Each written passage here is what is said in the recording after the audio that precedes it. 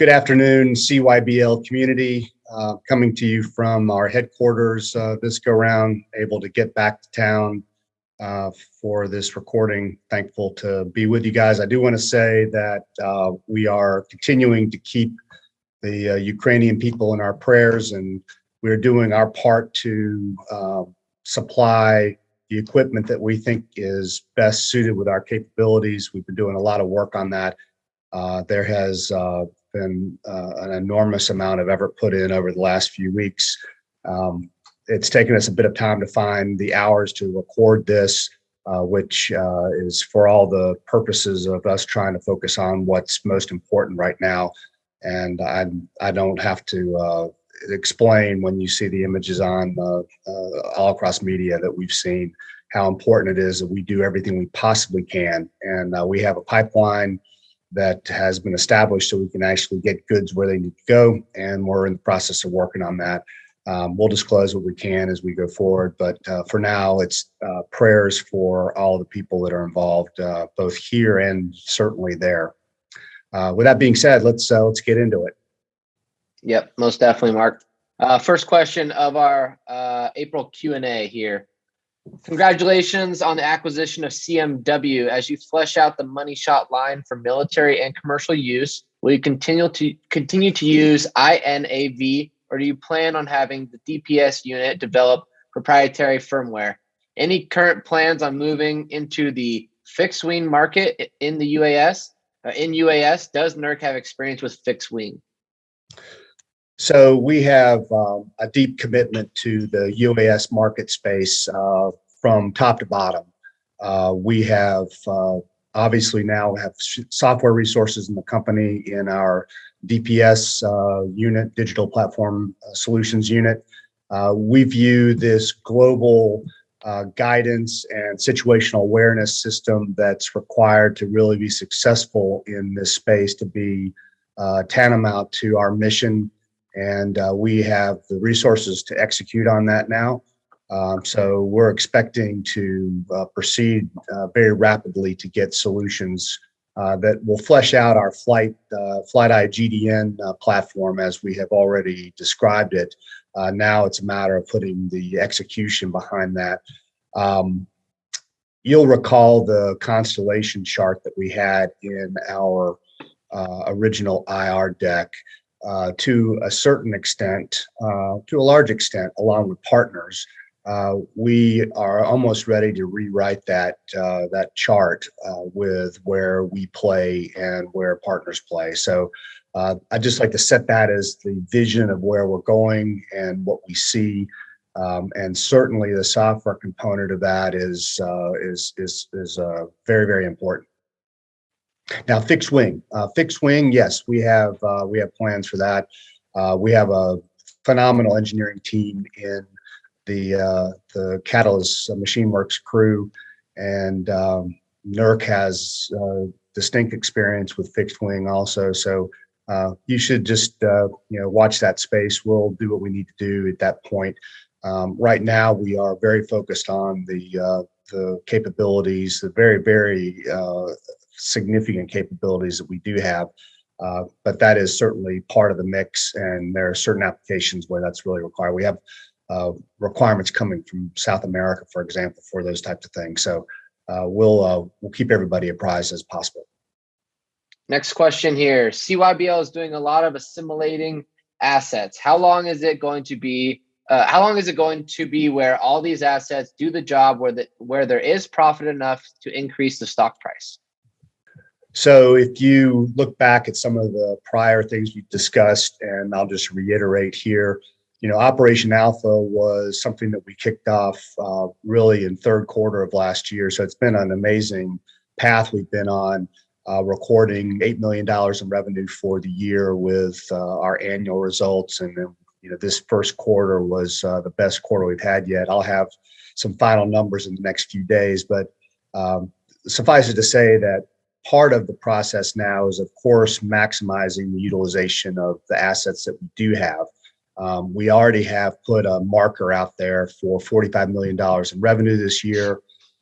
As I said in, I think, the prior video, we expect earnings to be somewhere between 20 and 25 million. I picked 23 at the time. If you do all that math and you look at our outstanding share count, we anticipate at that point, we should be right around a dime in share price. So I think that's a pretty stellar path to have been on, coming from 0001 in 2020. So we are, again, looking at another 5 to 10x at this level, and that's a different set of shareholders perhaps, but for those people that are with us for the long run, we're just getting started. And I think to accomplish that type of growth and to manage those types of assets coming in the company, and we are moving our focus more towards managing the assets we have and the organic growth they have, but there still are acquisitions out there that we're reviewing. I just had two most recently come to the table, and we've been looking at those. So it's going to be a careful balance, but we expect the share price to reflect all that activity as we go forward this year. Exciting stuff. Next question. Is Cyberlux in partnership with Catalyst Machine Works, or has Cyberlux acquired them? We were lucky enough to find Rick and Neil and have a meeting of the minds. We have the 100% ownership of Catalyst Machine Works, stock and cash deal. They have an incentive plan. I just can't tell you how phenomenal that team is. And you can see it in the performance of their machines and the videos that we've been putting out, and most recently this coverage that Wired magazine had, which was just spectacular, right? And if you haven't seen that, just find either Wired or find our Twitter feed. It's just really fantastic. But again, great group. Happy to have a location in Texas now, and we're expecting to do some great things with that team, and we're really off to the races already. Great. Next question. With the outstanding news of the acquisition of Catalyst Machine Works and the great revenue this will bring to Cyberlux, the stock only moved 1.72% on the day. Shorts are constantly making up at least half of the volume per day. Does this show how desperately that the stock needs a large buyback in the neighborhood of 2 billion or so shares? Or what else can be done to combat these ridiculous market makers? Congratulations on all the success, by the way, and thank you everyone for working so hard for us. Well, first of all, there's no people, no shareholders that are more frustrated with the share price performance than the Cyberlux management team. I can tell you that for sure. There's nothing quite as frustrating as watching our company performance on a always up, left to right trajectory, and yet we seem to have gone from 6.6 down to 1 point whatever, and now we're back up to the twos. There is clearly a point of manipulation in this market. I don't know and understand it. We've studied it some. I've had some pretty smart people try to tell me what it is that's going on and what's best to do. I do think that there are several actions that we can take going forward. I mean, a buyback plan is something that the board is reviewing, and we'll have some discussion about that. And I think in second quarter, we'll be able to either have a go, no go on exactly how we're going to do that. It seems reasonable to me. I mean, we believe the share price is going to 25, in the next couple of years. So being able to buy at these levels makes complete sense from a corporate treasury standpoint. We also have, been very communicative about the 700 million Go shares, and let's see what happens once those are actually reflected by the transfer agent. The process has played out. The paperwork's done on our side. Now the transfer agent's taking care of all their compliance, et cetera, et cetera. I mean, this is a rare event. Just as a matter of course, it doesn't happen almost ever. But anyway, let's see what happens with the share price response, and then we can see what the buyback criteria might look like, and we'll be in the background making plans accordingly. Next question. My question is in regarding today's announcement that Cyberlux acquired Catalyst Machine Works LLC. Does the current share structure reflect the shares that were needed for the acquisition of Catalyst Machine Works, or will that be updated at a later time? Yeah, the share count does reflect Catalyst Machine Works acquisition. There are some incentive shares, which again would be to the benefit of every shareholder if we could issue those. And they'll be issued as restricted, but we will have the ability to to have the revenue growth we're after as a precursor to issuing any more shares. So it's a fantastic team, great deal. I think both parties were really excited about being able to launch into some new markets and new capabilities. So again, this is just the start. Next question. Is it possible to convert common stock to preferred stock? If so, how much would it cost? So preferred shares are typically issued for a special purpose. For example, our Series A was part of a initial financing that we did with H.C. Wainwright back in 2005, I believe. It actually came along with buying a certain number of common shares for a certain dollar amount, and it gave the Series A owner the opportunity to buy blocks of 50,000 shares for $5,000. Right, so it was, roughly, well, I guess what's that, 50 cents a share. So, or I'm not sure that math's right, but anyway, it's a pretty high share price, and in effect, the opportunity to convert those shares, the Series A shares, into common stock has come and gone. We have to have communication with those individual shareholders to be able to take that Series A off the books. We're working on that. Same thing with Series C. Series C was done with the intent of buying some significant intellectual property at the time, and this was done with Rensselaer Polytechnic University and a few other technology holders. And that's another one that, again, we're working to clean up. Series B's a little different. That was issued by the original CEO and the original management team, really as a means for voting control poison pill for takeover issues that were perceived at the time with some of the financing the company done. And those have just persisted as ways for us as management to make sure that the company is controlled and managed the way that our shareholders want, and not from some outside party coming in. If we were to pursue that, we would be in control of pursuing, an outside purchase or something like that. So it just gives us that control level. But the A and the C, again, are remnants, and we're working to try to take care of those as we go forward. Gotcha. Next question here. Is Mark's advisory role with Kodak 3D Printing part of the publicly traded company Kodak, as in its subsidiary of KODK, or business unit of a publicly traded company? Is Cyberlux from Kodak related to Cyberlux? So my role with the 3D printing advisory capacity was really with a company called Smart 3D that had licensed core technology from the Kodak 3D printing technology. They were a spin out of Kodak, I believe, and I have not been actively engaged since we've been on this Project Alpha tear. But great team. They were really well positioned, had really great technology.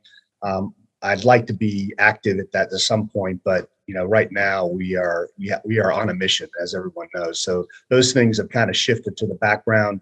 But again, I came to it with some manufacturing-based 3D printing knowledge, as we had I'd worked with a startup technology group that had started inside of Duke University, actually. So I knew some core capabilities, and again, there's all sorts of applicability inside what we're doing right now. And in fact, I think some of what we're going to do in the future will certainly be pivoted off of 3D printing capability. Next question. Does Cyberlux manufacture any drones, or what are the current revenue streams and contact terms for the UAS and specifically drone sales? Well, as I said earlier, Catalyst Machine Works is now 100% subsidiary of Cyberlux.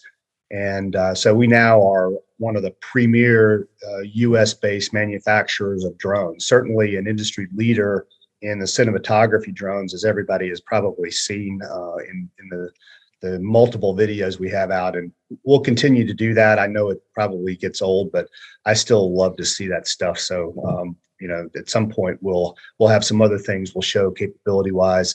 But yes, we are in the manufacturing business for drones, and we have plenty of partners and channels where this is going to really have a huge impact on not only this company but the lives of the people that we're going to be able to improve and enhance. So great, yeah, those are some pretty cool videos. Next question here: can you provide addresses for all your office locations and locations of your acquisitions? Sure. I think, in general, you can find the addresses either on our website or the constituent websites. For example, I'll just rattle off some. So ours is 800 Park Offices Drive, Suite 3209 in Research Triangle, North Carolina. The DAS group is at 6 Davis Drive, Suite 532 there, right around the corner from us. And that's, part of how we got connected with that group. We have offices for DAS in Belgrade, which I don't know that one, but it should be on their website. Or I think ultimately what we're going to do is probably do a location page on our website, so you can look for that. It's part of the plan. It just hasn't happened yet. We have offices in Albania with both our ITS and our DPS groups. Creatix, for example. We have a ITS location in Miami, which I've shot video from before, and it's a cool spot, and it's where we meet to discuss various U.S. initiatives that we've already talked about in various communications. That's where we were meeting with the South American team. I think it was back in January, in fact, or maybe it was early February. And then we have an office in Bogota. Havas has an office in Bogota. Let's see what else I'm missing. There are various offices in the rest of Europe. So it is my pleasure to try to get that all up on our website. But feel free to hit the other websites. They should all have their addresses front and center. So. All right, next question. In regards to the 700 million phantom shares you posted on Twitter, that the final legal paperwork is completed and the paperwork execution is in process, what is your estimate date for the 700 million share reduction to take place on the OTC market? Well, the good news is it's been a long, arduous, and unrelenting process, and the effort to get this done is required all sorts of people that have come together to make it happen, including the legal team on the original share issuer side, and the transfer agent side, and then our own team, which I really appreciate their help on this. But the paperwork on my side and on the prior issuance side is done. Now we're just with legal compliance with the transfer agent, and that should be days now. So I think at this point we're days away from having that being able to be reflected. I have asked that once it's done that it get posted immediately. So we'll do a special posting of that stuff so everyone can see that it's out. But again, that's the status. Next question. Hey, I'm holding on to some stock for the long run. I love what you guys are doing and keep up with the videos on YouTube channel and your tweets, even though I don't have Twitter. My question for you is, what are you expecting as a price target for your stock by the end of the year? Well, like we talked about earlier, we have put a marker down for our revenue this year at $45 million. We expect, 20 to 25 million in proceeds out of that. With our outstanding share balance, we expect that should put us somewhere around 10 cents a share. That's where we are today, and that's what we expect to see coming from our business unit results. Great. Next question here. What is the status of the Pcoab audits? Has Cyberlux engaged with an audit company and begun the audits? Do you foresee Cyberlux being fully audited by or for Q1 quarterly May 15, 2022? I've described where we are as a pre-audit position, and that's principally because we are trying to find the investment banking partner that we really want, that sees our vision of how we go forward, as opposed to just doing a slash and burn reverse split, which we're not going to do. So it's taken, we had expected that we would be engaged with somebody specifically with the backing and confidence of the investment bank with their team. That hadn't happened yet. So we have been in contact with our prior auditors that we were using just as a pre-audit capacity. I will say that this annual filing was an example of how fast growth can sometimes create issues. We had some differences in versions of things that got posted, et cetera. We're in the process of cleaning that up. We had one issue with the accounting for treasury shares, and so that's been addressed. So we'll be posting that report soon. I expect that once we decide on the team, then we'll be, within that quarter, getting the company up to audit, and that way we'll be able to make our own decision about when we go forward with a different uplisting. Now, I will say, just for everyone's awareness, this is $1 million a year investment that we have to make as a company. While that's not, a breakneck piece of capital right now, it'll be even less so in a few months. So right now, I'd rather spend that $1 million doing some other things, maybe buybacks. But we'll make that move as soon as we have the iBank partner set in place, so that we're in synchronicity with their team. So I'll keep you updated as we go. We're expecting that we'll make some partnership decisions this quarter. We've already got great partners with folks like RB Capital, so we're not trying to move away from that. We're just trying to add the benefit of some constituent knowledge of getting from here to the uplisting exchange that we want to move to. So we'll keep you updated. Okay, great. Next question. This kind of falls in line with the above. When do you anticipate selecting an investment bank partner? Yeah, so I stated last quarter that we were hoping to, I guess it was year end, maybe I stated we were hoping to get that closed in the first quarter. And it just didn't happen. We had, some great candidates and some great ongoing conversations, Zoom calls, face-to-face meetings, et cetera. And at the end of the day, our vision of how we want to move shares back into Treasury and uplist with our shareholders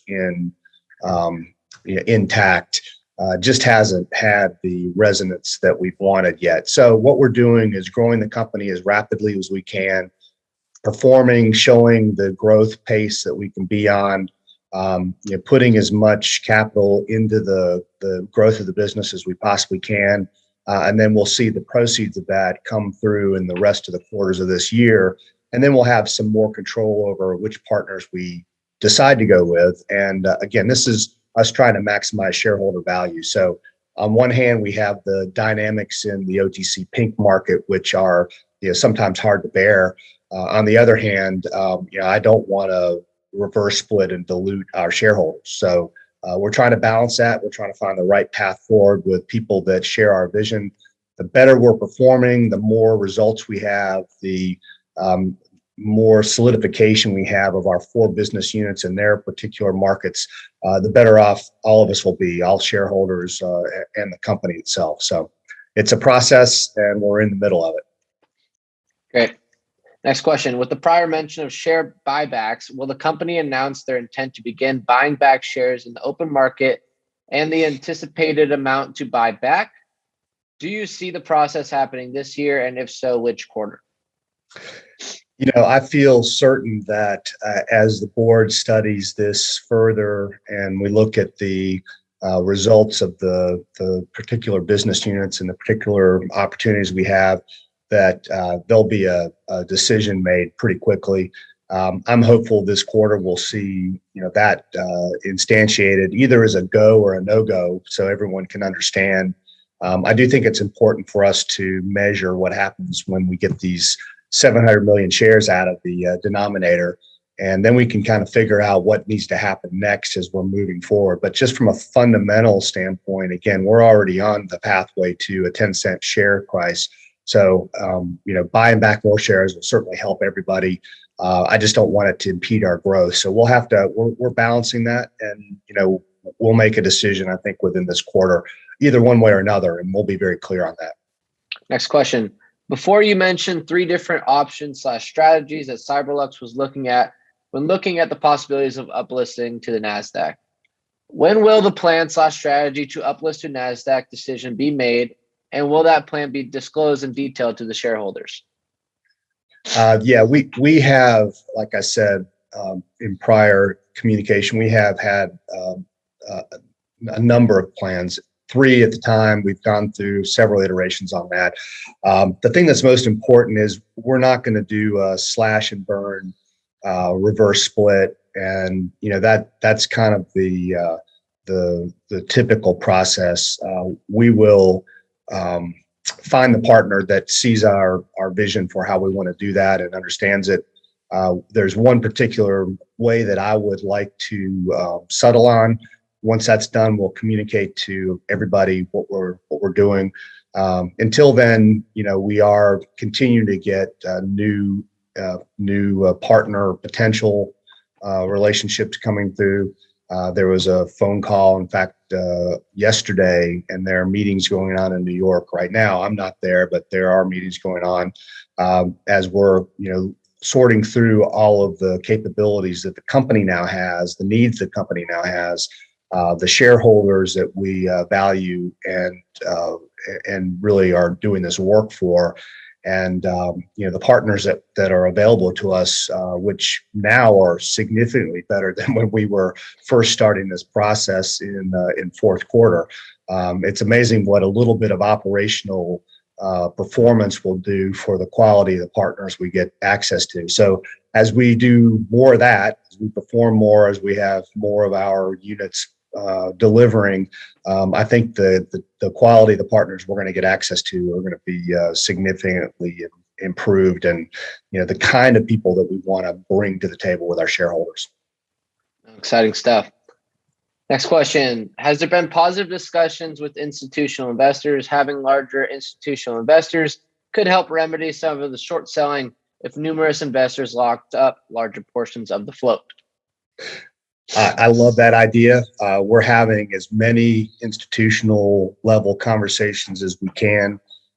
There's a period of time where it was weekly, and we had a little bit of cooling off. I think really as first quarter came to a close, we expect to see some more of that activity. Like I said, there are meetings going on up in New York right now that are related.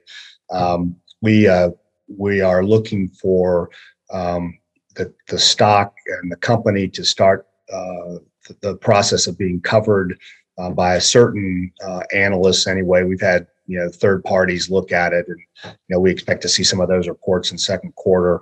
And then we'll do as much of that as we can possibly attract the institutions to be involved. That's part of my main mission, and we're doing as much of that as we can get on the calendar. Great. Next question. If Cyberlux wins either primary or subcontractor of the Rural Broadband Deal, will that increase projections for 2022, or was that built into the upward revenue guidance? So we had built in 10% of that as a component to the forecast. I'm pretty certain that we'll cover that whether we get any of that business or not. Now, the flip side is if we get half of that business, then we have certainly exceeded our forecast. So we are stuck right now. I think, as this process goes, government bureaucracy being what it is, I imagine that we'll see some traction before the November elections, if I had to prognosticate. So it's going to take maybe a few more months to get the system unclogged enough. But once once the election cycle starts, I'm sure they're going to want to show some money moving into the space. So we're being patient. We're trying to stay on top of that. The ITS group's doing a good job with what they need to do, and we'll keep everybody informed as we go. But downside risk is if we don't get any of it, it's a 4.7 million hit that I feel certain with what we're working on right now, that's not going to be an issue. So we are sticking with 45 and expect that to be the minimum case. Great. We'll look forward to that. Next question. In a tweet on January 18th, building a global enterprise, there was an arrow into Calgary, Canada region.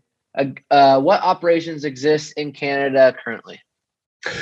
So we don't have any offices in Canada proper yet, although I'm partial of I've never been to Calgary, but I am partial to Toronto for sure, and I'm sure there are other great locations. I love Vancouver.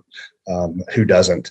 But we have initiatives that we expect, particularly with our digital platform solutions group, to be pushing into the Canadian market. So we do have plans and initiatives. As that moves forward, we'll keep everybody attuned to what we can. And that's really what the intent was for showing the global reach we have. It certainly wasn't a necessity for the exact location in Calgary, although I'd love to see something like that happen. We'll keep everybody tuned in as we go. Great. Next question. On the business roadmap, there were 2 boxes that were blacked out in ALS and SaaS. Will those items be disclosed this quarter? Similarly with Boeing/L3 Harris listed in Q1, will we see details on those partnerships this quarter? So unfortunately, we can't disclose what's in those black boxes, but those are important ongoing activities. We felt like it required us to put something on the roadmap chart, so we chose that as the means for doing so. Similarly, while we delivered on what we had intended first quarter, we are really dependent upon our partners for what we can disclose, and there's some very important work that's ongoing, and I expect that we will at some point be able to make public, et cetera. As we go through the IP filing process, if there are partners involved, then they'll be part of that by rote. So we'll it'll eventually be something that can have everyone's understanding and meet the expectations that are there. We're pretty excited about everything that's happening. It's just not something that we can put a tag on right now. So bear with us, and we'll keep doing what we can to make everybody as involved in the process as possible. Noted. Next question. I've seen a lot of posts on Twitter being tagged with hashtag W3, hashtag Web3, and hashtag blockchain. I know Bitcoin mining is part of the Columbia solar project, but other than that, I have seen nothing that indicates Cyberlux is doing work to develop anything related to Web3 or blockchain technology. Can you clarify if Cyberlux is working on anything related to Web3 or using/building a blockchain? So, an integral part of our digital platform solutions group is on the roadmap as building blockchain as a service, as an offering. So it's certainly part of the fabric of what we're doing with DPS. That being said, our team is very tuned into all the emerging digital technologies. So not surprisingly, they're also tied into the monitoring and the expectations of what can be delivered with a Web3 instantiation. I think a couple of different things to think about. When we look at the evolution of blockchain and the Web3 use cases, we're going to pick our places where we see some opportunity. And let me just give you one specific example. I'm going to look down so I can make sure I get this right. But if you look at the use of blockchain as a service, for example, we know that blockchain is used for cryptocurrencies, but there's all sorts of other applications One in particular that we are expecting is where we could have the possibility of offering our solar farm capability as an investment through a decentralized Web3 interface, where we would offer investors fractional ownership of the solar projects, for example, and the proceeds of the solar projects, whether that would be a proxy for Bitcoin mining that we're going to do with that energy, or whether it's just the straight valuation of the energy. And that would give everybody an alternative way to have involvement in the growth of that particular segment of Cyberlux. That's certainly one instantiation of it. As you know, in our UAS area, we already offer first-person viewing as the mode of operating the UAS device. So, the law enforcement units that we announced, the R4 the other day, those are controlled with a set of goggles and a controller. It doesn't take a whole lot to imagine creating a Web3 immersion alternative mode for being able to be immersive in that experience. And that's certainly something that we expect and are excited to be part of. So while we're not a Web3 company per se, and I think the opportunity for us to interface where there are some particular capabilities that we see in that user experience, digital platform solutions inside the digital transformation work. There are a lot of marketplaces, a lot of customers that are acquiring assets. We need to keep track of those assets. If they're done in a Web3 metaverse user interface, that's just to me, it's just an advancement of what we are doing as humans, as we're, reaching beyond just our physical world, still in a more complex way. And certainly blockchain technology, just to kind of round that out, is an amazing way to keep the ledger of who owns what and where things are going. I mean, again, another example would be, we've always viewed drones and UAS to be, big data analytics as the underpinning.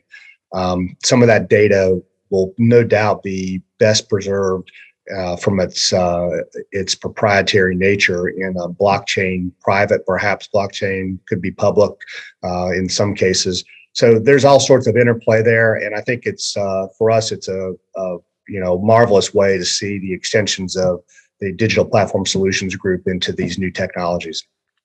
Yeah, some exciting stuff there. Similar question here, but we will answer every question that everyone sends in. So can you provide us with an explanation of the company's work with Web3 and blockchain technology? Well, like I said, we are exploring all sorts of markets and marketplaces that would use blockchain or our DPS division's capabilities. This could be, providing blockchain-based data privacy, user-managed IDs, unchangeable records.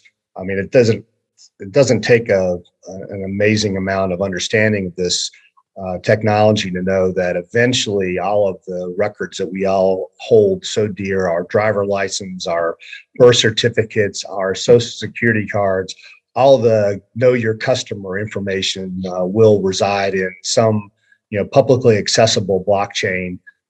How we interact with that is going to be dependent upon the marketplaces that we serve. We already know that the government is very, very engaged in trying to implement user ID level blockchain information. Just a matter of imagine what the voting system could be rather than this mess that we have, at least on the surface anyway. So there's a lot of opportunity there. Again, as we go through digital transformation discussions, all of these things are part of that process. It's just a matter of finding the right marketplace and the right application for the technology. Gotcha. Next question. Is the $625,000 contract with the European government included in the $45 million revenue projection for 2022, or is that additional revenue?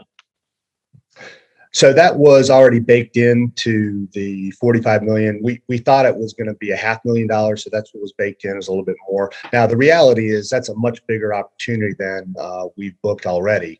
If you go back and look at the announcement, I mean, this is the start of the rollout. So we expect more of those types of contracts, and the judicial system digital transformation is an enormous piece of work. And it's really just setting the stage for us to do the same thing through Europe and in the U.S. eventually. We are, of course, very keen on all of that. So we have some initiatives that we're going to start working with the Colombian government once the new government gets in place. So, who knows what will happen there, but we are certainly very excited about all that. And the 625 is a little bit more than we had booked, but we expect to see more of that this year than what's in the forecast anyway. Awesome. Next question. Do you plan to convert any preferred shares to common shares in 2022? At this point, not that we're aware of. I mean, not with the capital requirements we have, not with the acquisition schedule that we booked in our planning. So at this point, we don't really have any requirement to do any of that. So. Okay. Noted. Next question. Does the Digital Automation Solutions DAS subsidiary have an office location? If so, what's the address? Sure. Yeah. Like I said earlier, their location is 6 Davis Drive, Suite 532, I believe. Should be on their website. That they're part of the Research Triangle community. They've had, operations in Belgrade. They've got locations in the Arlington area, connections with the government at certain points, and other major customers. So there are multiple locations, but their headquarters is out of Davis Drive, like I said, and they're right around the corner from the headquarters here. So we're very excited with them. Great. Next question. Will you consider doing a share buyback to increase volume? Like I said earlier, the board is analyzing what to do, and some of it's based on our performance and where we see ourselves, and some of the other levers, like what happens when the 700 million's out of the denominator, et cetera, et cetera. I really think that there's a strong case for us to move forward with that. How we structure it, when it's announced, whether it happens or not, I think will all be entailed in Q2. And I look forward to announcing that as soon as we possibly can, one way or another. Great. Exciting stuff. Next question. I saw in your IR deck that by the end of Q1, there would be an announcement along the lines of strategic IP with Boeing and L3Harris. Can you give us an update on that? Yes. So again, we have been moving very rapidly with that strategic IP space with across UAS and ALS. What we can say at this point is really governed by who we're working with, and we've done our part. We're doing what we need to do. We've been very excited about the things that have been accomplished, and some of the areas that we're going to be able to push forward and weren't even on the roadmap when we contemplated it in fourth quarter. So just not a lot of information yet, but bear with us, and I'm going to do my part to first of all abide by partnership fundamentals, but also give our shareholders some insight as we can. And again, ultimately, as things are filed, I think that just becomes part of the disclosure process anyway. Great. Next question. I'm curious about how the loan/acquisitions will be paid. Those that are paid back at 10 cents per share, would they be an automatic sell? Also, when management has access to their locked up shares at 10 cents per share, do you plan to sell them or do anything with them? So the acquisitions have been structured around cash and stock model with stock incentives on top of that.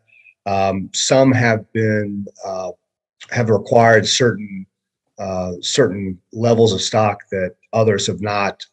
It's all depending upon the particular circumstances. So There's not been one particular way that we've done this. It's been, coming at it fresh each time, depending upon what the circumstances.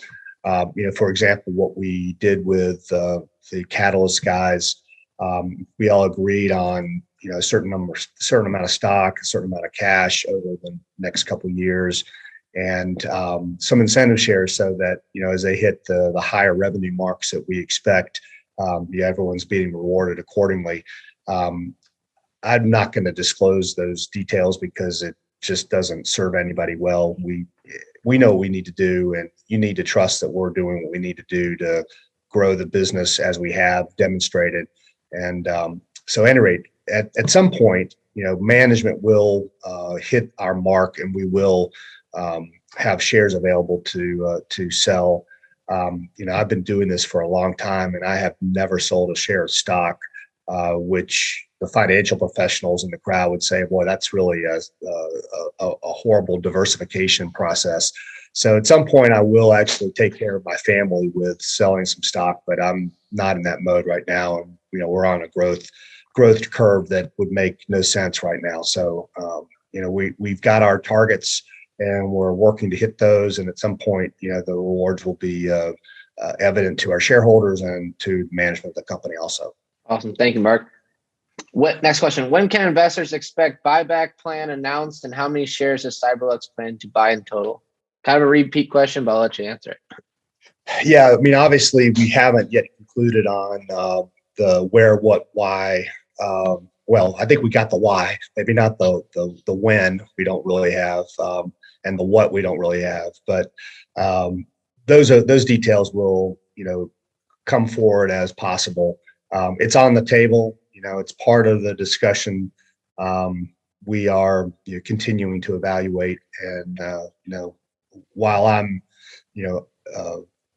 a prime mover in the board, I can't speak for everybody at this point because we're still not done with the work. So let's let the process play out and know that we hear you, we understand, we can do the same kind of math you can to make sure that it's a good idea, and it certainly is on the docket. So we got to change that denominator one way or another, and I'm not interested in doing a reverse split as we talked about. So okay, no reverse split. Next question. What month or months can investors expect OTCQB uplisting and investment banks on board? Well, I think all this is tied to our decision structure as we go into some decisions in Q2. There certainly is an option for us to let the company grow further before we pick an iBank partner to do the uplisting. It would still mean we'd get audited as necessary to maybe move to the X rather than the B even. So it just depends on where our share price is and what we decide to do with the investment bank partners that we have in the queue. That interim step could be a possibility, might be a practical one. Certainly we get some of the crazy manipulation out of the way. But right now we're still gunning for a one-step process. We'll see what happens over the next few months as we're concluding what the best action is for the shareholders. That's really what's guiding all this is, what's going to provide the most shareholder value as we make this transition. One side is eliminating manipulation. The other side is, not wanting to generate a huge dilution for a reverse split for our shareholders. So. Gotcha. Next question. Can you give us an update on the 45 million plus potential opportunity? Sure. The opportunity is very much alive. It's actually 47 for those keeping score. We had put 4.7 million in the forecast, as I said earlier. We're working all the angles we can, and I do think this is one of those things where it's just going to happen as it happens. I think the political environment is certainly one where there's maybe some prime moving that will happen based on that. So it's still very much alive. We're still very much in it. We have attributed a little bit of our revenue this year to that, but again, the upside potential is still pretty significant. Okay. Another kind of a repeat, but when will we hear about the new IP joint development and filings underway as planned?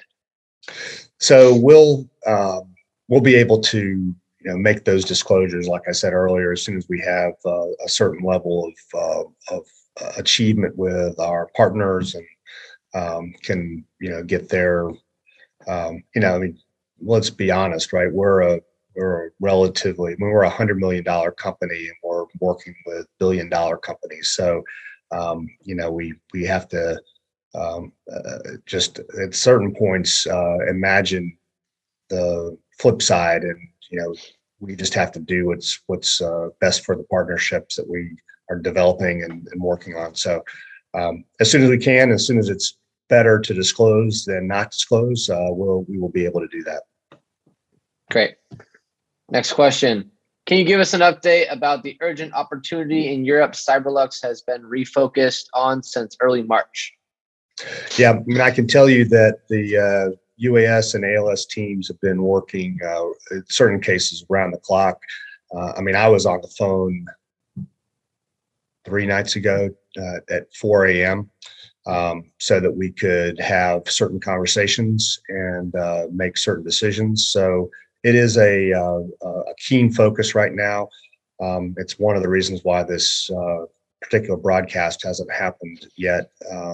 But I figured it would be something that our shareholders would understand. So we're very much engaged in that. We've got the right partners to be able to make a difference, and we're working diligently at a particular set of solutions that could deliver a lot of value to everybody in the whole Cyberlux ecosystem. Most importantly, the people on the ground there. So I'll be able to disclose more as we see this evolve. Unfortunately, it's going to be a long slog there. It's going to take a long time for this to resolve itself. And we're doing our part to try to help the Ukrainians accelerate that end as quickly as we can. So we'll have more to say on that as we go forward. Great. Next question. Can you give the investors more details about the leading iBank transitional candidate? Well, I will say that, we've had 2 very important iBanks to us that have come to the surface as we've again performed better or performed, let's say, with a little more of a track record, and certainly the going from almost 0 to $8 million in a matter of a year has got some really excited attention.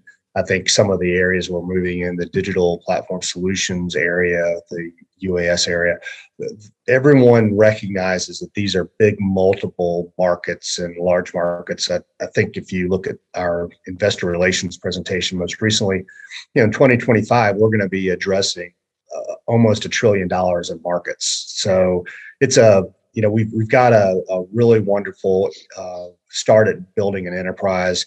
And we're looking for the upgraded banking partner that will help us continue to grow, not just now, but in 2, 3, 4 years.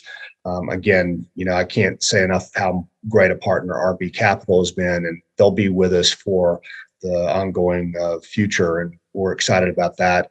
But in terms of getting to the broader, more salient markets like the Nasdaq or some of the other exchanges that we've talked about, we need someone who can actually help us do that in a very effective way. So I can't really disclose who we've talked to yet, because it doesn't make sense for me to say who's not on the list anymore. But I can just say that the phone is still ringing quite frequently. We've got a team in New York right now that are having meetings that I couldn't be part of, but I've done some Zoom calls, and we'll be pushing this process as fast as we can. And like I said earlier, I think we'll be making some decisions this quarter, but I'm going to do that based on input to the board with the shareholder value that we're trying to preserve and grow as the focal point of all that. So decisions will be made based on that as the primary point. Okay, great. Next question. What opportunities are the Creatix and DAS teams focused on in Q2? Well, again, we are addressing a number of new markets through the broader digital platform solutions group.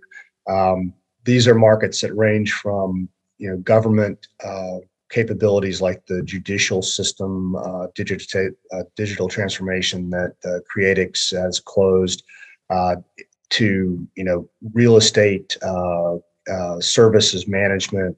There's all sorts of various niches that we'll disclose some more on as we go forward. In fact, I think we are going to have a Q&A with both Chris and Igor coming up, discussing the digital platform solution strategy, so everyone can get a better sense of what that is. But it's an enormous undertaking. Again, $800 million market a year. So I think that alone says all you need to know.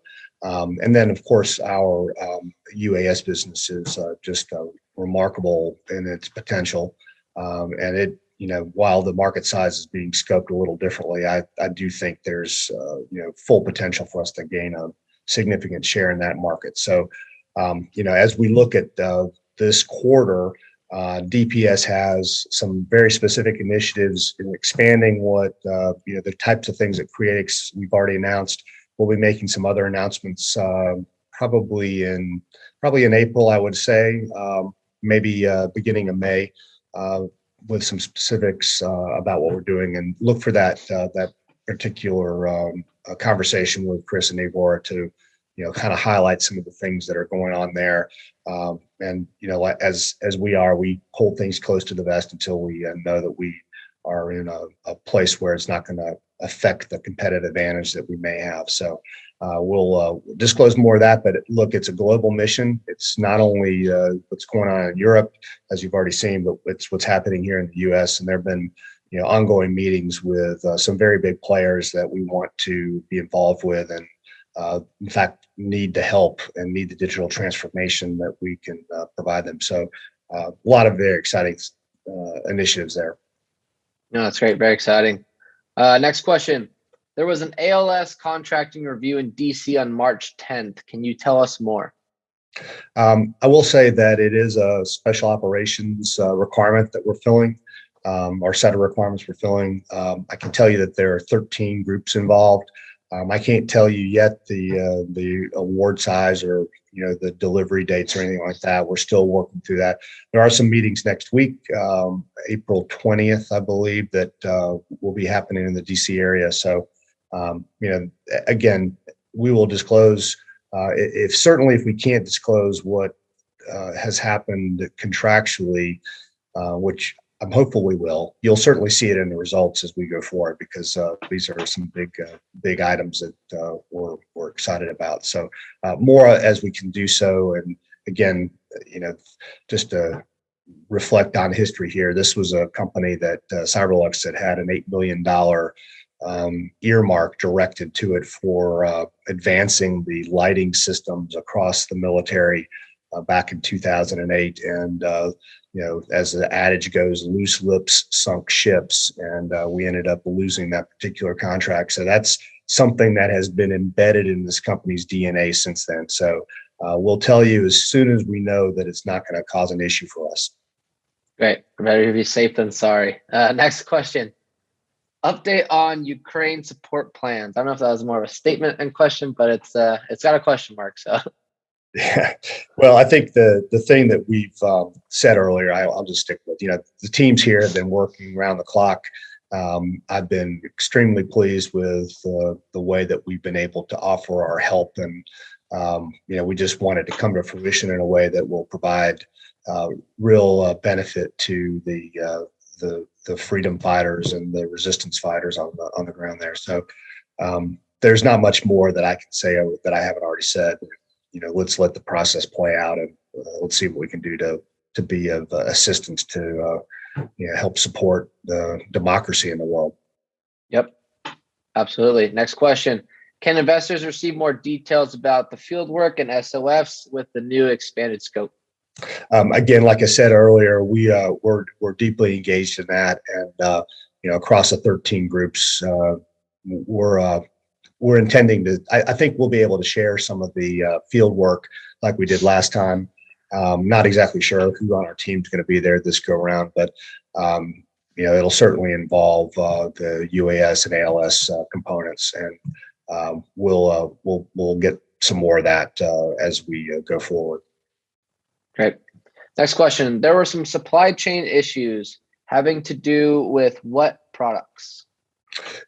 So like every other, electronics manufacturer in the world, there are components that have been, slow to no supply on. So we've had to, just do the things you do as a product supplier, which in some cases may be even redesigning things to avoid a component that's, now unavailable. So, I mean, there's been a lot of that type of thing going on. It's nothing unusual. It's what happens, particularly when you have supply constraints. So no alarm there. Things are stable right now. I think we called that out in something that we did. I can't remember what, but these are the things that a guy like Michael Porter is, that's in his core. So we're very lucky to have somebody like that on the team, managing that part of the business. And as we go forward, I think the manufacturing capability is going to be ramped up again with the Catalyst folks involved. And I don't see any game stoppers here. It's just a matter of us managing on an ongoing basis. Everybody in the manufacturing world, product world, now is just having an ongoing monitoring and trust but verify approach to supply chain, and that's just the prudent thing to do. Yep, absolutely. Next question: does Cyberlux manufacture their own solar panels for the infrastructure projects and other opportunities? Over the last few years, solar panels have become quite a commodity, unfortunately. When we were starting in the projects in South America, we had some really interesting, cool solar powered street lights that we were doing some projects with. And, those have even become commoditized at this point. So we are usually buying those things as a off the shelf capacity. Now we do buy components as necessary for the solar powered generator products. And so there is some ownable capability there that we can add, some value add. And we'll do more of that, I think, as we go forward, particularly as we're looking at some of the ways in which we need to manage the power distribution in some of these projects. So that there is an opportunity for us to have some ownership there. But if it's a commodity and we're really not looking at any big differentiator of warranty or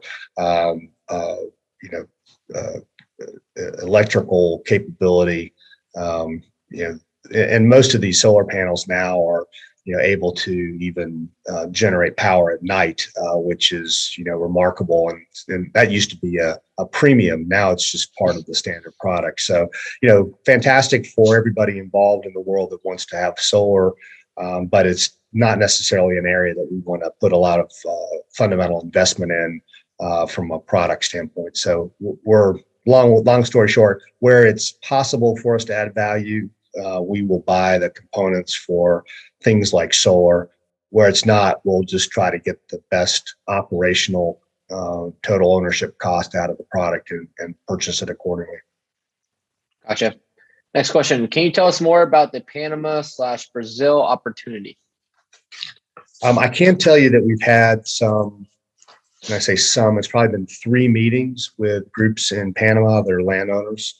That's a pretty interesting area. There's a very vibrant Bitcoin mining community there, quite frankly.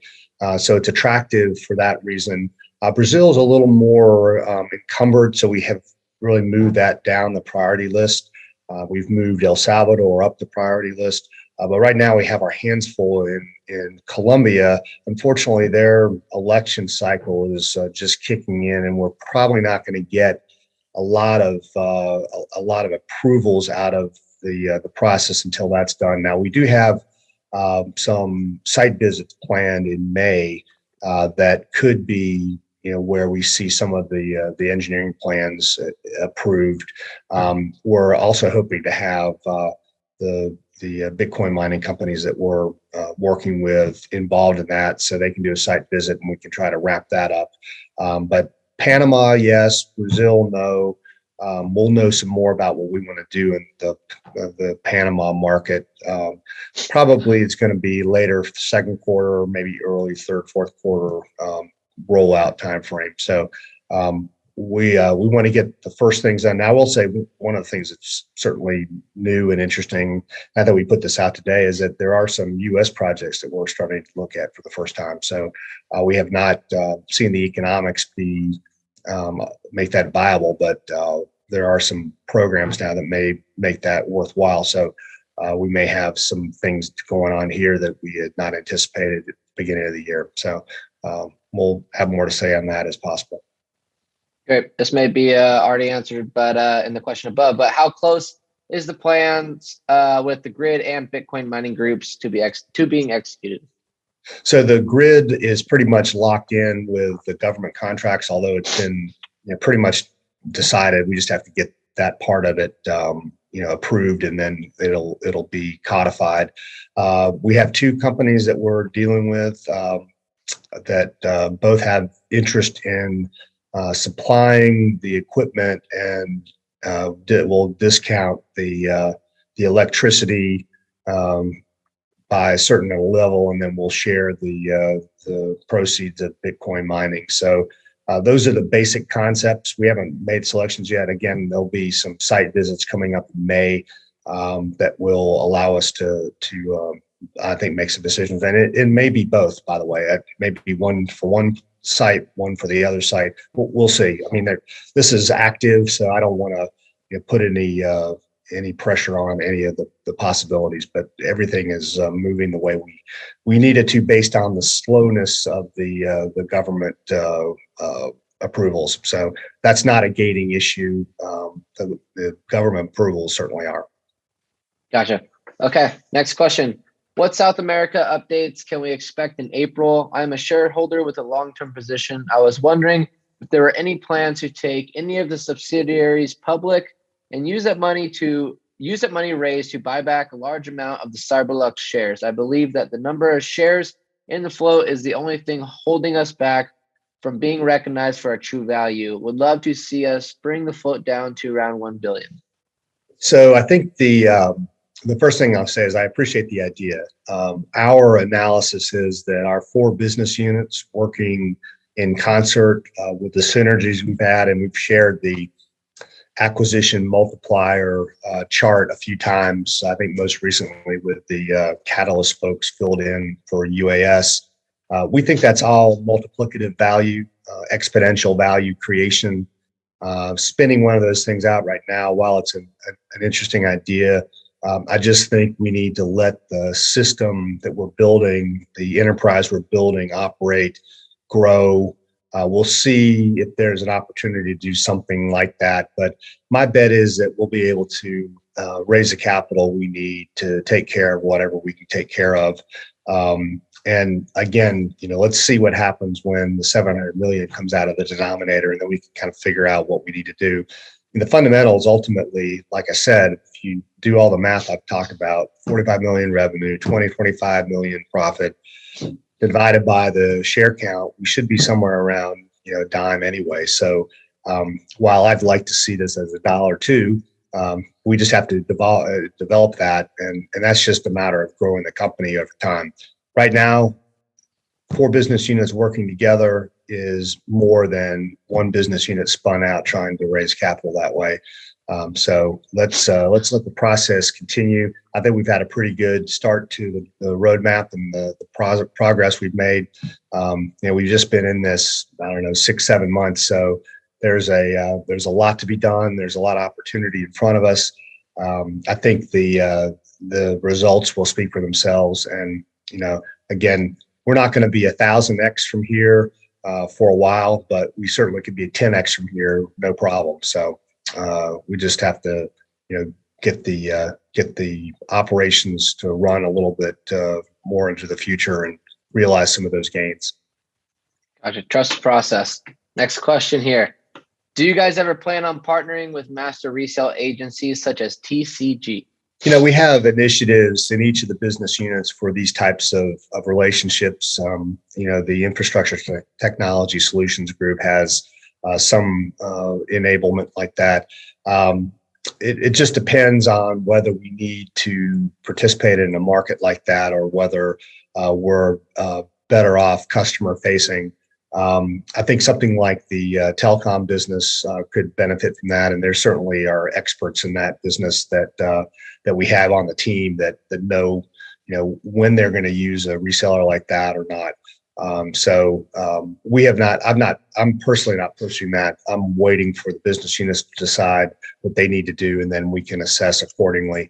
So far, we haven't been lacking any business, so I'm not sure that that the time is right now. It could be, as we go forward and try to hit some maybe more aggressive growth targets going into 2023. Great. Next question. I was hoping Cyberlux would have an idea as to when the company would uplist out of the OTC market and into Nasdaq. Yeah, so we have, as I've said before, we've had some deeply developed plans on what to do from getting from where we are right now to the next exchange where there'll be maybe a better set of market behaviors. Although I think everybody can look at GameStop and see what kind of craziness is going on there. So I don't know that we're immune to that. Typically, I think it's just a hell of a lot easier to do it at the OTC Pink level. So we want to take away the easy crazies and try to make it a little more difficult. But we have, like I said earlier, we have plans that are all centered around trying to deliver the most shareholder value possible in this process, and not destroying shareholder value for our shareholders that exist today. A lot of these uplistings, like I said, just are a slash and burn reverse. They take the current shareholders and kind of put them aside, and the green field of the new shareholders is what the management and the companies are looking at, and we're just not willing to do that like that. So we'll find the right partners. We'll make those moves. We just have to let the fundamentals take care of themselves for now, and hopefully in the next quarter or two we'll see the performance of the company meet the type of investment banking relationship that we want, coupled with our relationships with folks like RB Capital. And then we'll move forward, and everyone will be better for it if it's timed properly and it's with the proper partner. Okay. It's a very similar question coming up here. With the incredible future plan and tremendous financial growth, are we expecting any time in the coming years planning to move to Nasdaq? Yeah, I think I don't really have any more to add than what I just said before. Let's see what happens in Q2. Let's see the performance of the company continue. Let's see the partners that now are coming to the table that we had no access to 6 months ago. Let's let the process pivot around the most important aspect of this, which is maintaining and growing shareholder value for our current shareholders. And, we'll go from there. Great. Next question. First, I want to thank you for all the hard work everyone is doing, and I'm proud to be a shareholder of Cyberlux. On Thursday, March 31st, Cyberlux announced the acquisition of Catalyst Machine Works and the revenue that was expected. The market makers responded by shorting nearly 53 million shares and nearly 60% of all the volume. The next day, it was announced that 7 million phantom shares were headed to be deleted, and the yearly financials were released. The market makers responded by shorting nearly 51 million shares and made up over half of the volume. These news releases are stellar, show great success and the growth of growth for Cyberlux. What is honestly being done to seriously combat these ridiculous short sellers? Can we see a very large share buyback to help us shareholders? Well, again, I think this is a question that really pulls in a number of different answers that have been provided as we've gone through here. So let me just try to hit a couple things. So first of all, there's no tried and true strategy that I'm aware of to combat shorts in this market other than performance. And so we're going to continue to try to deliver exponential growth, and we will, continue to catch the people that believe that we're somehow headed down in value as opposed to up in value. We'll catch them at certain points. And I just hope it's incredibly painful and very much a life lesson that we can provide. That being said, we also have some denominator actions that we can take between getting the transfer agent through the 700 million process, maybe a buyback strategy. There could be some other kind of dividend strategy that would promote a longer hold period for certain institutional investors, certain private shareholders as well. All of those things are certainly in our analysis phase right now, and we'll make the decisions that are best for shareholders as quickly as we can. I can't think of anything we'd love more than to try to clean up the manipulation that we've seen. I mean, hell, the Cyberlux management team is, we're shareholders too. So we would like to see this thing move the direction that we see. I mean, we are in the inside, we know, and we're all holders. Nobody's selling. I've said I've been holding for the entire time I've been here, and it's not something that I will entertain until we've hit these growth spurts that I know we're about to see. So, at any rate, I think the answer we've answered this a number of different ways, but great question. Let's see what happens over the next few weeks. And, we'll have more to say as we see some of the data points come to fruition. Great. Thanks, Mark. Next question, kind of a repeat. I have a large position in Cyberlux, and I wanted to know if there's a timeline for the company to file a listing on the Nasdaq. Yeah, so, we'll provide updates as we see it possible to do so. We're,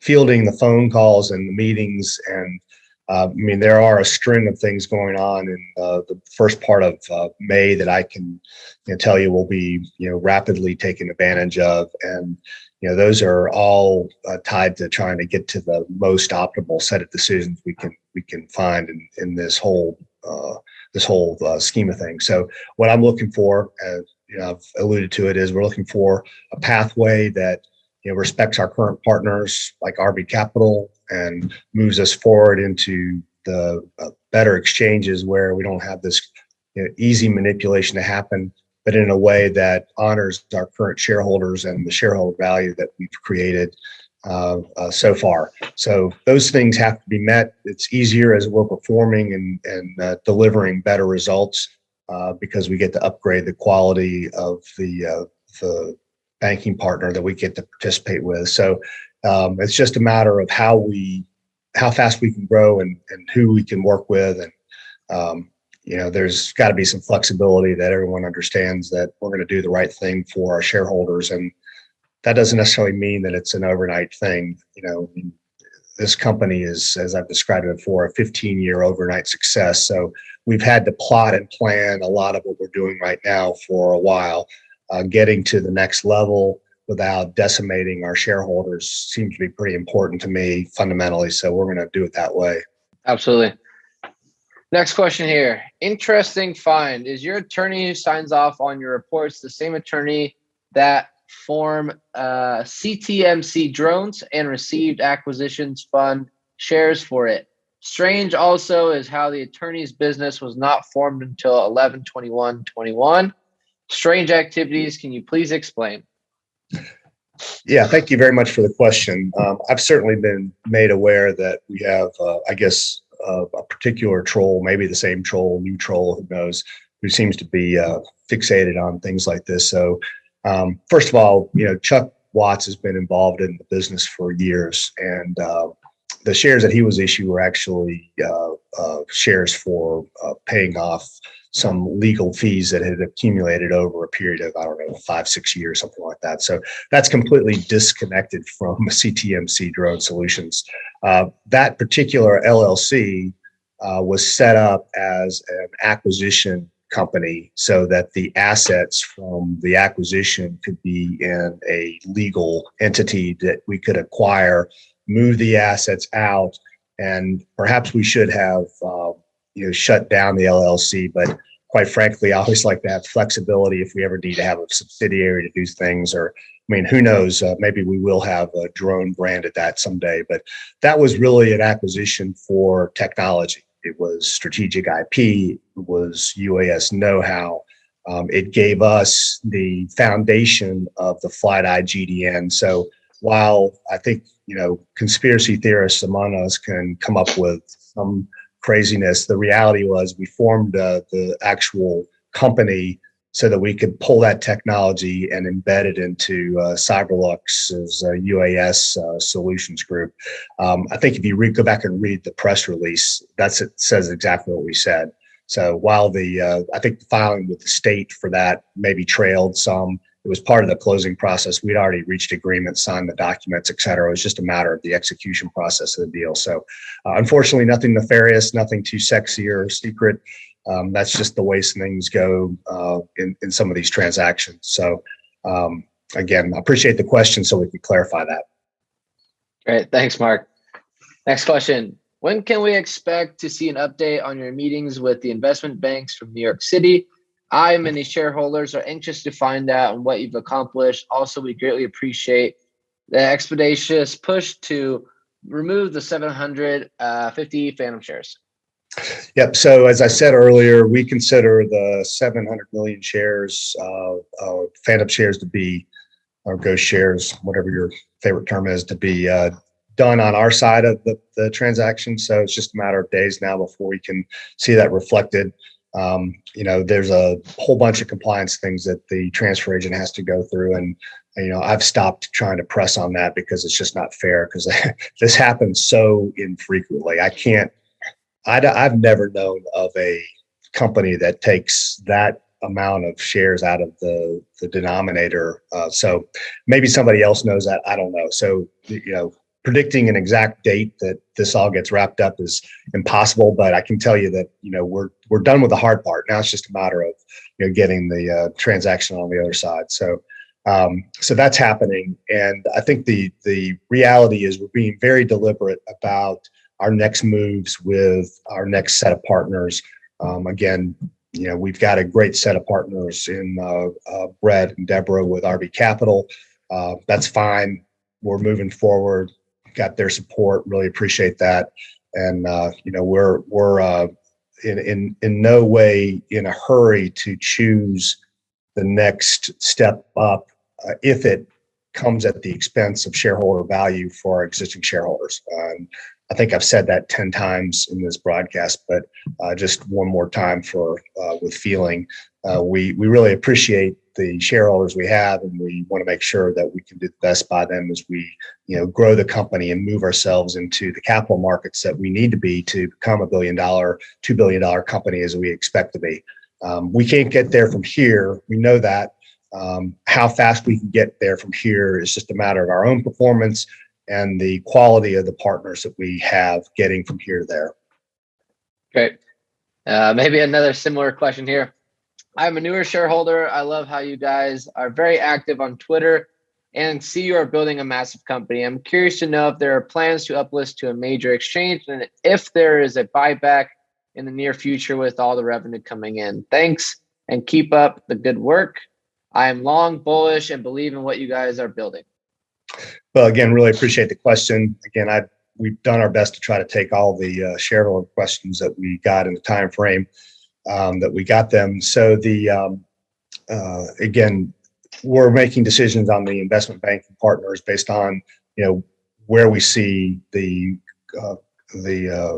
affinity with our approach that we want to take with preserving and growing shareholder value. So as soon as we get to a place where we can clearly define how we're going how and who and what and when, we'll absolutely do that. I don't really have anything more to add than what I've said earlier. I think the philosophical point has been made.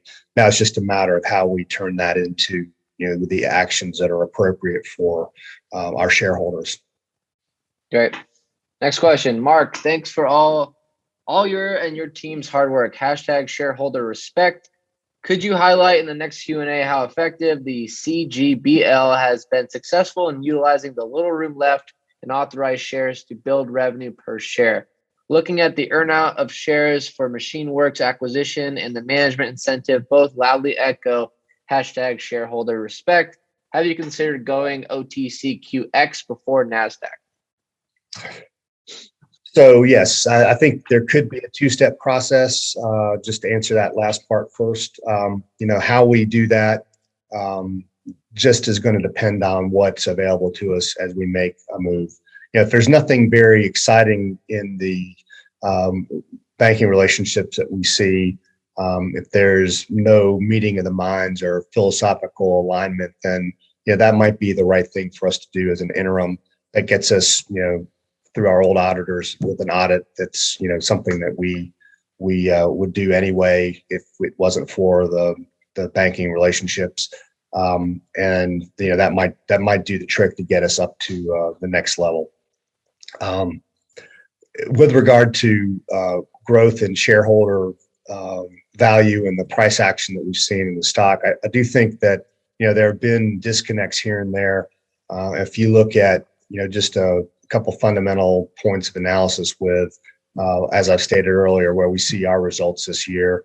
If you look at our, market size, participation, the markets that we're targeting, it doesn't take a lot of imagination to see that we'll be, able to cover the revenue growth that we expect, just based on some very, very small market percentages, right? I mean, if we're addressing a $1 trillion market in 2025, to imagine that we're being able to pull $200 million out of those markets is not a stretch. I mean, that's a very small percentage in reality. Was that 0.5%? So I think we are very excited about the future, and these are all just steps along the way. I mean, we've made a lot of progress and taken a lot of very dramatic steps over the last 6 months, and the next 6 months are going to be, if not more, they'll be equal in terms of the dramatic changes. And we're in that lower part of the exponential curve, and I'm just excited to be here doing this with all of our shareholders and with the remarkable team that we've got in the company now. It's just I can't tell everyone how excited I am and how remarkable it is to have these folks that I get to work with every day and solve not all the world's problems, but a lot of the world's problems. Thanks, Mark. Next question. Hello, Cyberlux Corporation team. The meetings in Boston consisting of several deals. Were there discussions with GE, General Electric? I know they have multiple subsidiaries, but the main headquarters is in Boston. Just curious. Looking forward to hearing about a buyback plan in the Q&A and the 700 million share cancellation very soon. Well, I think the reality is we're very early in the meetings that I went up for. I can say that one of the meetings was with iBank related. The other meeting was technology related. I can't really say much more about either one of those. It was great to be back in Boston again. My son was a Boston University graduate, so we got to spend some time in Boston. I hadn't been there in a while. It's a remarkable, very fertile area for technology for us. Almost everything that we're doing in our business units can be made better with some of the relationships that we want to have in the Boston area. So I think this will be the first of many trips, and we'll disclose what we can as we go forward. But fundamentally, that's one of the areas that we need to participate and develop the kind of technology pipeline that we want for the future growth of the company. Great. Well, Mark, that has been almost 2 hours here, 52 questions from you, the shareholder. So thanks for sending those in. I'll leave you with the kind of final remarks here. Well, look, I really appreciate everyone taking the time to allow us to explain some of what's going on in the business at a deeper level. We were delayed in doing this and several times had contemplated just putting out written answers, but I really don't think that serves our shareholders as well as taking time to get this done. So I appreciate everybody taking the time to watch it. We're very excited about what's happening in this company and very excited about not the future, but certainly the next 6 months are going to be remarkable. And we look forward to the longer term for all those longer term shareholders that are holding for the times when we really do have exponential breakout in the performance of the company. And that's not too far in the future, but we certainly are making every step right now to get to where we can, shoot up that curve as soon as possible. So thanks very much. Really appreciate the shareholders we have and the opportunity to spend some time with you tonight.